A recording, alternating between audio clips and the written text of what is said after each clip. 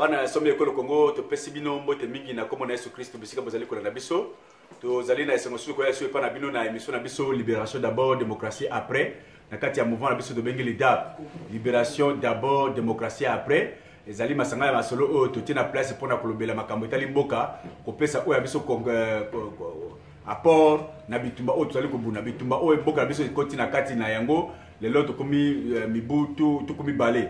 C'est-à-dire, tout le pays n'a besoin d'aller sous occupation bah étranger, occupation bah pays frontalier, occupation à communauté internationale.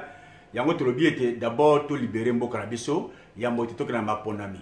Kasi ba oyo ba sepeli ko na maponomi, pe ba lobi était maponami ezali nzela pona bango ba libéré mboka, to pese bonne chance, pe tous aller ensemble pona kotala ndenge nini ya ko supporter bango, pe ko kenda, enfin que ceux qui ba tutana mitu, ba kutana mitu ba kozongela biso. Mais tout côté la bango na misu ya angele pamba te expérience la kisibiso était maponami ezali solution le lote 2006 to monaki 2011 to moni moto oyo azali ko biso azali moto ayela biso démocratie yango na to pesa bino promesse mikoleleki ko la kisabino ndenge nini tuzali na droit ya ko la kisabino comment monguna akotela biso to yebi déjà que politique na mena ba tunaye bazali ba rwandais bato oyo ba yepo na ko kozamboka na biso koyiba kitela biso pe ko balkaniser mboka na biso mais to prometa ki to la biso moko sur Vital Kamerhe to lo ba ki mbalele ki to bi ete bandeko ndeko wana Vital Kamerhe oyo boyebi bien qui n'est pas congolais asali nyonso na russe kaka o ba barona azali ko tela biso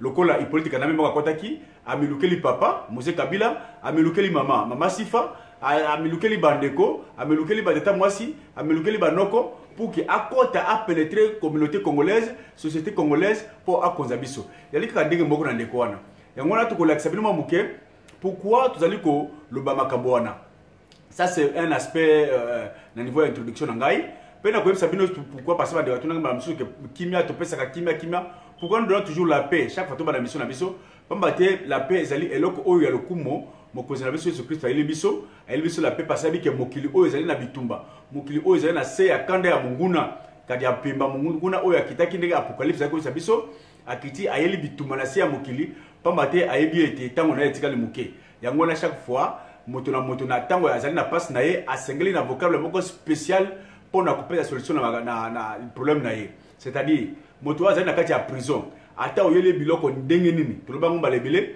mais ce qui oyeli dossier le solo ya libération a été tout ce que vous allez faire c'est rien moto oyo azali na kati ya nzala ata oyeli bilamba ya kolata ndenge nini ce que oyeli biliate tout ce que vous allez faire c'est rien de la même façon moto oyo azali na kati ya bitumba ata oyeli mbongo ata oyeli kolia ndenge nini ce que oyepesi pété c'est rien au sein de l'okombokote yango na Jésus Christ a toujours la paix soit avec vous parce que mboka ezali na kati ya bitumba ya kadi ya pemba yango to ko ba so boendeko moto oyo ayebi valeur ya mabelete ezali passe mingi pour abonela yango okoko buna bitumba te soko biti na bitumba wana te yango nazali ko mona bandeko mingi ya diaspora ba telema bitumba na mboka parce que diaspora ayebi passe ya mabele tuzali na niveau ya mokili ba ndele awa biloko moso zali ko leka awa ovandi otali ozali kozwa mobitali kaka mabele na yo ezali mabele na yo mabele na yo ezali kaka mabele na yo pe ko tia kaka mabele na yo okovanda boy mais comment nazali ko mona passe ya boy comment nazali ko mona passe ya boy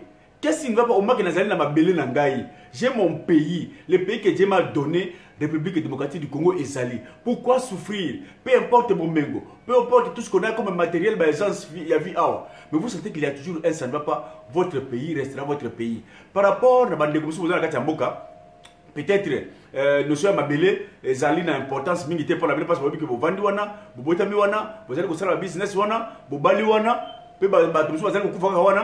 La terre c'est comme une réalité acquise automatiquement. Non, la terre il faut la défendre. Tant beaucoup peut-être beaucoup qu'est-ce que c'est l'importance, la valeur ya mabele. Comme ça comme la diaspora telemeli mingi parce que à ça comme on a ndenge nini baninga musu bazali ko mona la passe bazali ko sala misala ya makasi bazali ko boto la yo asengeli yango parce que aza mopaya. Alors moto mokote akoko sala est à l'aise en dehors de mabele na yango tozali ko bundela mabele na biso.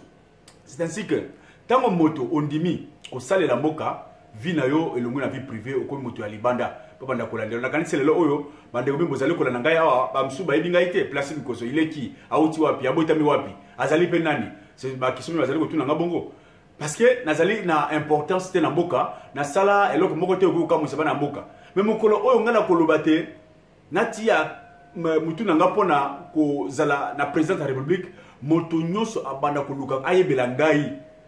Na banayi ko yiba maki na bomona ndenge nini, na banayi ko beta batu ndenge nini, na banayi ko buna ndenge na bomona, na kola wapi, na leka wapi, na salaki nini, ba ekoni na tangaki, on va suivre de près ceux qui nazalaki mobomi, ceux qui nazalaki moyibi, ceux qui nazalaki ndenge nini, ba bana ko lango de près je n'aurais plus la vie privée parce que j'ai pris un engagement à servir nation. Alors voilà pourquoi mais pourquoi vous la diaspora vous allez s'acharner contre Batumoko Boye, contre Soriano, Moïse Katumbi, contre Vital Kamere, contre X, contre Y? Non, on ne s'acharne pas. Parce que Batouana Bandimi va servir nation congolaise, Bazala, Bana Liboso ya Katia Congo va servir Mboka na niveau ya président de la République. Oh, il sera le président de tous les Congolais. C'est-à-dire, il sera aussi mon président, il sera votre président. Alors, qui doit être mon président? Voilà pourquoi je dois savoir qui est mon président, d'où il vient, à Botamiwapi, à Tangindenini, à Vinelekindeni. Je ne peux pas prendre n'importe qui parce que vous allez subir le sort et humiliation dans Mokili Oyo, pour moi, vous allez diriger Bisso, moi, Andeko, vous allez au Kababisso, qui n'a pas un niveau, qui n'a jamais dirigé, même pas une petite boutique. Il y a Kolongo Taxi, Mbalamoko, président de la République. Donc vous voyez ce que ça fait. Donc, cette humiliation-là, voilà pourquoi nous ouvrons nos yeux pour nous poser la rigueur, na motonyo so oyo azali ko se prétendre à diriger Mboka biso. Tu vas que Basoriano Moïse Katumbi, tu vas continuer ko loba, lelo to ko sima muke des aspects pour na ndeko oyo bobengi Vital Kamere. Tu vas que Vital Kamere c'est l'homme le plus rusé et peut-être na mayele mabe ya munguna yo kamba biso azali le vrai dauphin à Hippolyte Kanambe. Hippolyte Kanambe tu vas que akoko jamais ko la kondima que moi na Congo azwa et bonga simanaye parce que c'est que les Congolais avec les sang congolais il y a toujours tendance révolutionnaire un jour ce que l'homme congolais a eu pouvoir attend manipuler lobby simaya lobby azali na ba capacité patriotique ni surtout ya kozongela le nationalisme peut à se défendre yango Hippolyte Kanambe jamais ne donnera le pouvoir à un vrai fils du Congo. Ce que mon politique Kanambe les Congolais, soit Congolais na collabo, soit Bapesa et Moisi, soit il doit être pratiquement en contact dans le Bitouti et Salim Dengo na Chadari. Chadari n'est rien. Chadari a ezali na l'autre côté. Chadari azali ka ruse oye achewana parce que Chadari azali criminel lokola yemoko. Asimisika la communauté internationale touche. Mais le vrai dauphin c'est Vital Kamere. Alors si pour Vital Kamere tu as des aspects à discours où Vital Kamere à Sala, lequel à quel niveau moto vous allez diriger, c'est d'abord un menteur et puis un rusé. D'abord premier ruse, dès la la vidéo vous allez mais il y a un aspect spécial peut-être dans la vidéo, vous allez un homme politique, vous allez superficiellement un homme politique quand il veut passer un message, il utiliser même sans vocable.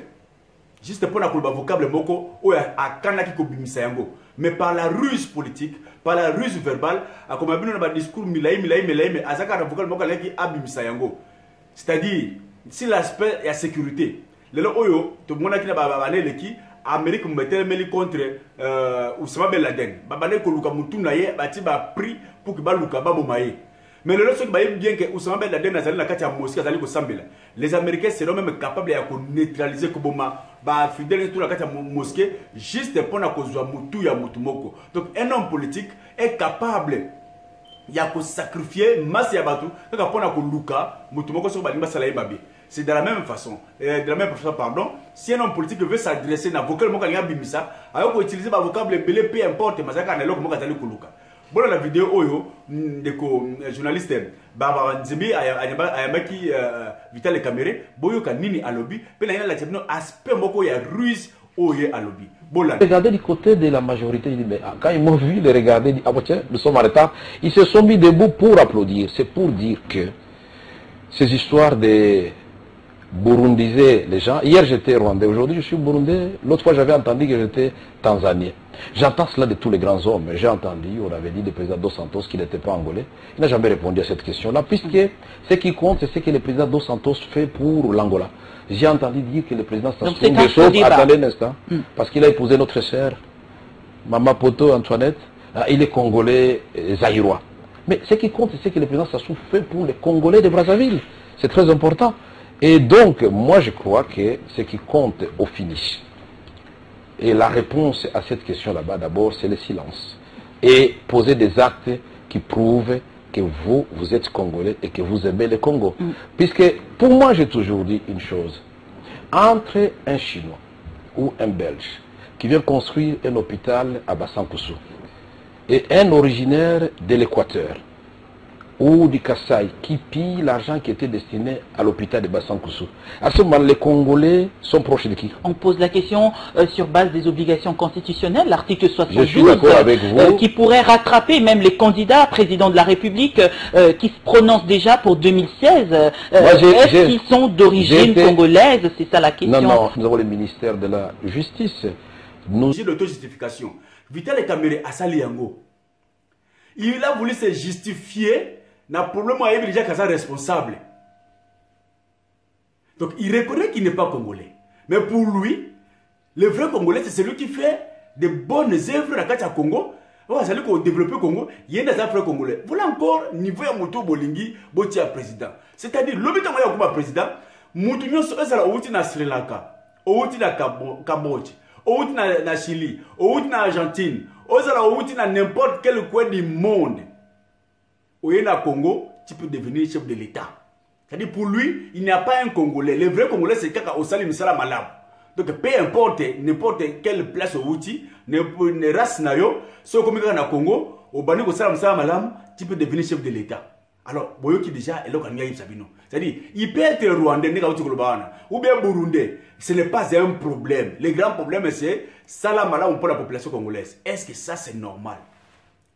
Voilà pourquoi tu le dis que Moutouan a sali rusé. Voilà ce qu'il voulait vous dire dans ce message-là. Que peu importe, Azala Rwandais, Azala Burundais, Azala Wapi, et pas naïso, vous allez vous salam salam malam, n'de comme vrai Congolais, ou vous êtes chef de l'État. Ça, c'est inadmissible. On est allé mettre en cause nationalisme, qu'on mettre en cause honneur, il y a tout un peuple. Donc, le Congo est une nation téponaye, Congo est allé. Et loko oyo motunyo sa sengeli a diriger ce qui a commis. Et celui-là Bolingo peut être président de la République. Bolingo voter, c'est que bote kimboka, mboka kosala, mboka ya libanda pona motunyo. Voilà niveau ya ruse ya moto oyo Bolingo bo voter. Donc awa on a un problème ya makila.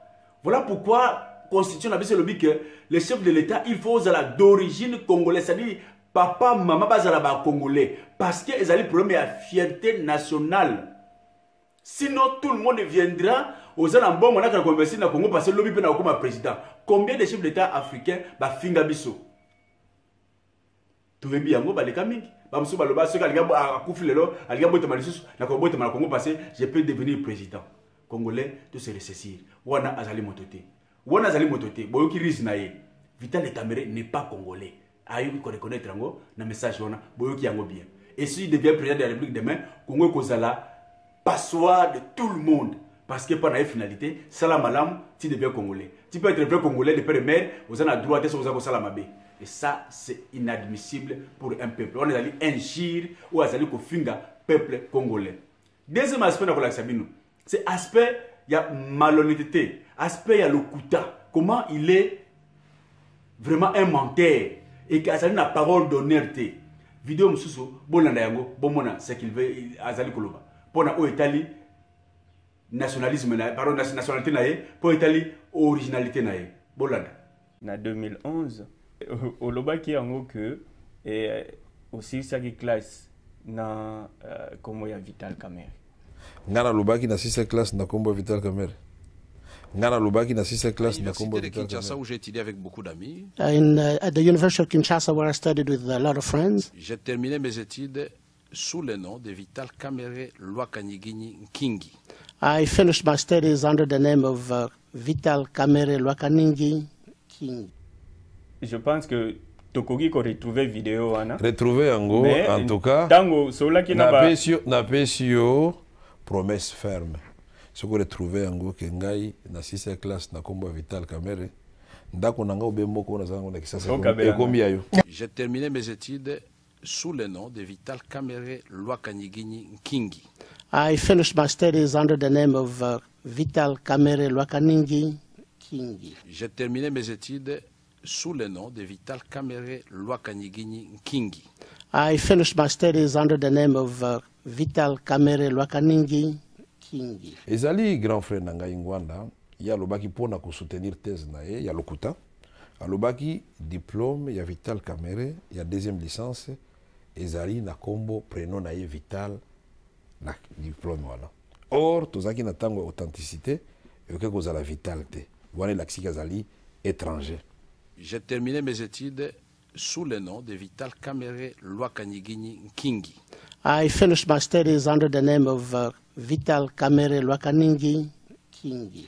Ba proclamé biso wana ngai Vital Kamerhe bolobi na aki na kombo Vital Kamerhe, c'est Kamerhe Lwakaningi Kingi. Mais tant de démocratisation il y a en 90. To salini biso. Ndeko. Un monsieur comme ça, bolingo tia chef de l'État. Alobi nini? Pona ye honoré Ngwanda, azali ko sala thèse ya docteur na ye, doctorat na ye pardon, ya lokuta. C'est-à-dire honoré Ngwanda c'était un menteur. Et par conséquent, lokuta ezali ba élément où azali ko sala thèse na ye. Quel est chi?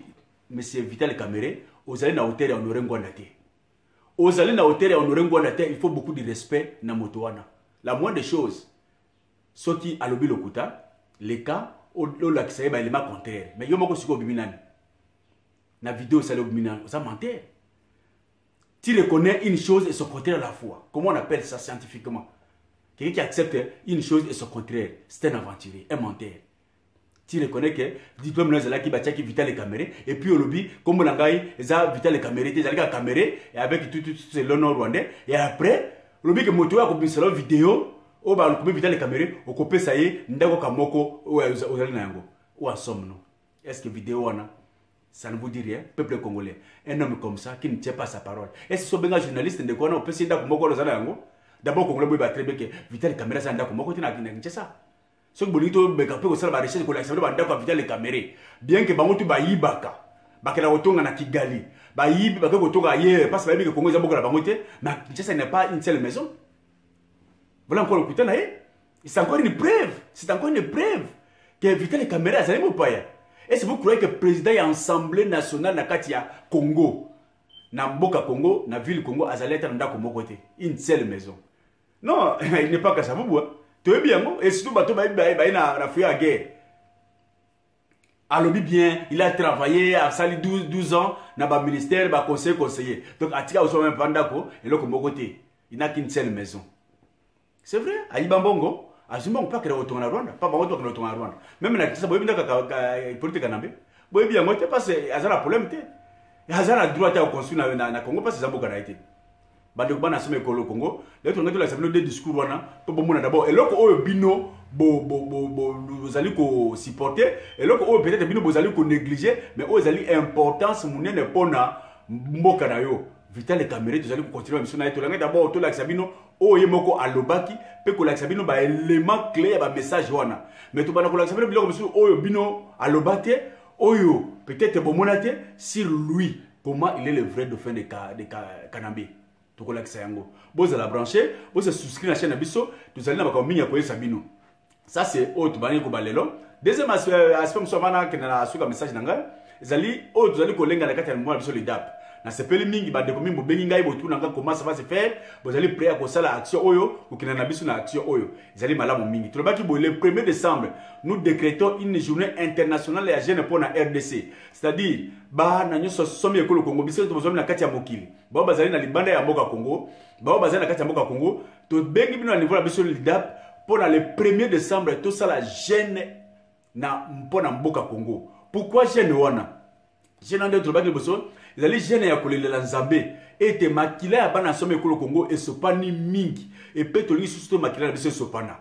Alors monguna oyaki ko konza biso ko yiba pe ko buma biso asombi mandoki ebele pamba te alobi a bientôt à kozonga pouvoir pour que aboma ba congolais à côté sa désordre état ko bimisa mandoki wana asali a décréter état d'urgence na état de chance wanande azongi na pouvoir de montrer à la communauté internationale que les Congolais sont capables de s'organiser, d'aller aux élections, malgré qu'il y ait appelé de faire naïe.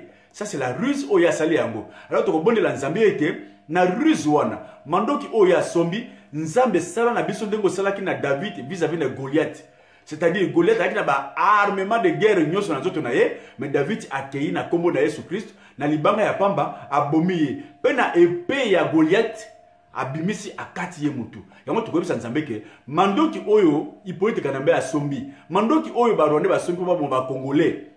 Na ba élection bazali ko zilama na ba Congolais. Mandoki wana nzambe makila ya ba Congolais etangama ata mukete. Mandoki wana biso moko tokozwa yango pona kokata bango mitu. Kaka na ba arme bango sombi dans l'espoir de tuer le Congolais, nous allons utiliser avec Jésus-Christ les mêmes armes ezongela bango pona kokata bango mutu. Yango to pese référence na biso 1 Samuel 17 à partir du verset 45 et 51, notamment allusion na bitumba ya David na Goliath. Toni to gêner pona mboka na biso pour que nzambe ayokela biso mawa. Soki ezali masumu tozali ko futa ya bakoko na biso, nzambe ayokela biso mawa. Soki ezali bozoba o tozali ko futa, nzambe ayokela biso mawa parce que to sali ba émission patriotique eleki mingi na diaspora, pe Bible le bien était mon peuple périt par manque de connaissances. Je crois tout Congolais est armé na o etali connaissance ya mboka na ye, nzambe apesa biso siko autant pour to sikola mboka na biso azala na côté na biso pa matin le bien était soki Yesu Christ azali na yo nani akozala contre yo. Yango na Yesu Christ nde elonga. To ko invoquer Jésus Christ le 1er décembre pour na kozwa elonga na mboka na biso pa matin asso final ezali koya. Ezali koya pour na ko défendre mboka na biso. Tozali ko défendre mouvement Génération Jean-Pierre Bemba au Moussa Nabino Zali coordonnateur général à niveau à Asie Pacifique, Océanie PA à niveau à Australie. Nous allons ko diriger Jean-Pierre Bemba, nous allons ko supporter pas ma tête le billet azali moko ya bato oyo azali ko bangisa Kabili oyo politique kanama azali ko banga l'un des Congolais politique azali ko banga mingi Zali Jean-Pierre Bemba. Je n'oublie pas papa Honoré Ngwanda azali moko ya bato oyo politique kanama azali ko banga mingi. Mais Jean-Pierre Bemba azali ko soutenir yo na action ya génération Jean-Pierre Bemba oyo kamami na président Jean Bopenda Nkumu na niveau de Nouvelle-Zélande na secrétaire général Félicien Moui.